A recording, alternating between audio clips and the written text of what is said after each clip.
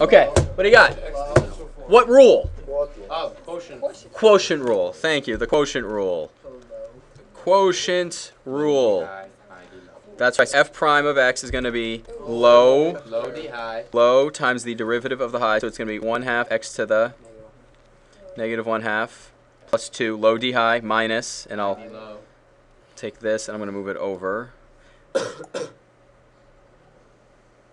Minus high d low, which is 7 minus 8x all over Low squared.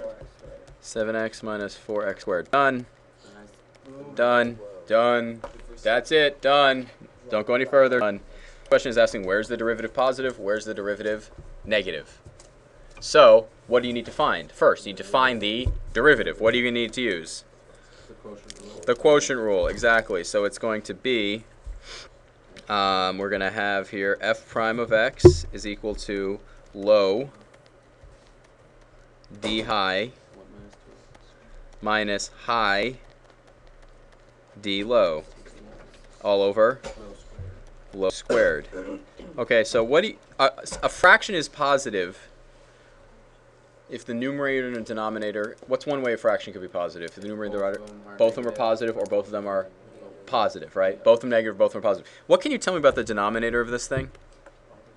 It's always positive, right? So the sign of this fraction is only going to be determined by the numerator. So we're answering this question.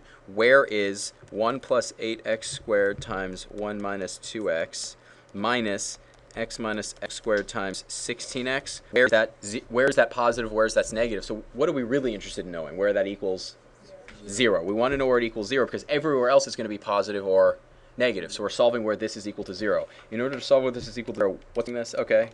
So this is the same as saying 8x squared plus 2x minus 1 is equal to 0, right?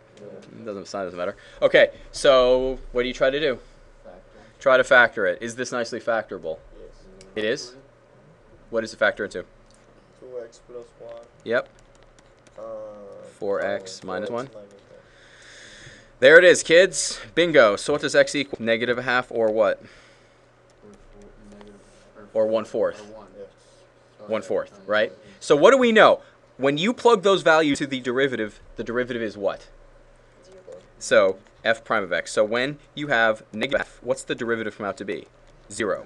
When you have 1/4, what does the derivative come out to be? 0. Everywhere else, is it 0 anywhere else?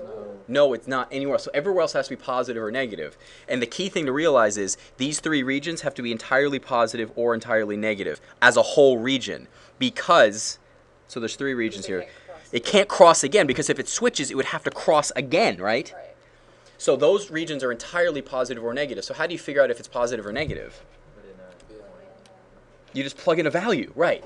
What's an easy value between negative a half and 1/4? Easier than that. 0. Let's try 0. Where is the derivative? Guys, this right here, where's the derivative? Let's just get it again. This right here was the derivative, right? You can plug 0 in. Does it matter what the denominator is? No, we're only looking for the sign. If we begin 0, that's going to be positive, positive, 0, and 0. So the derivative at 0 is positive.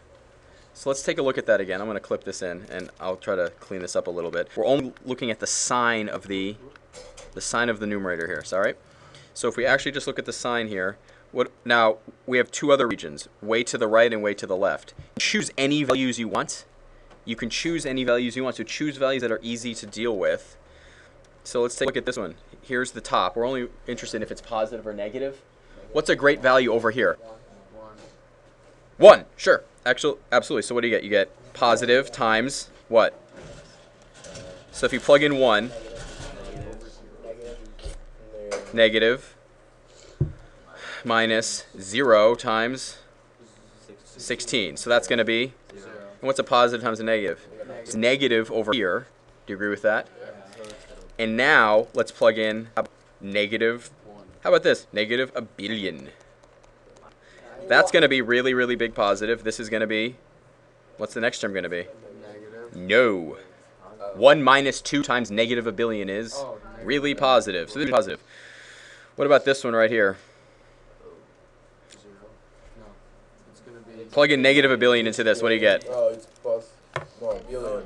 Negative billion. It is really, really negative. And the next one's going to be? Negative. Really negative. So this isn't conclusive. You have to be very careful because we're subtracting in the middle here. So sometimes taking the extreme value is really helpful. In this case, it's not, because just because of a positive minus a positive minus a positive, because it's going to be negative times a negative is a positive, right?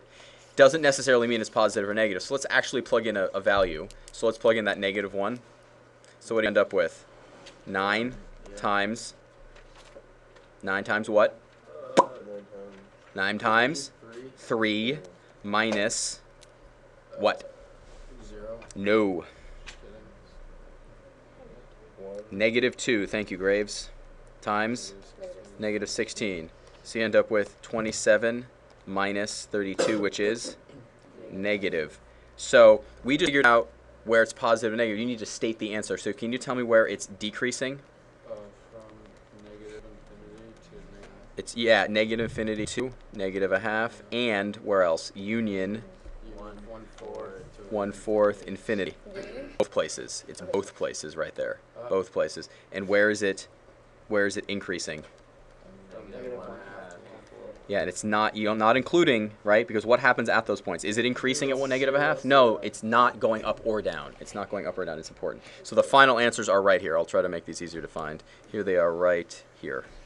There it is. Yeah, this is tricky. You're going to do this. You're going to do this process hundreds of times. Yeah, so you need what do we need?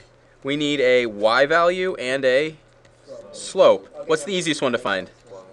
F of 9 is equal to 1 plus 12 times the square root of 9 times 4 minus 81. So what's that equal?